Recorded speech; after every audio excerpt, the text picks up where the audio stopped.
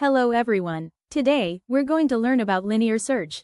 And we'll do it with a fun animation to see exactly how the code works behind the scenes. First, imagine we have an array with several elements.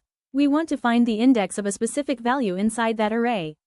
This is what linear search does. We'll loop through the array one element at a time. Let's say the array length is 6. So, we'll loop from index 0 up to 5. At each step, we check if the current element matches what we're searching for. Let's say we're looking for the number 5. At index 0, the element is 1. It's not equal to 5, so we move on. At index 1, the element is 2. Still not 5, so we continue. Index 2, element is 3, not a match. Index 3, element is 4, still not it. Index 4, the element is 5. This matches what we want.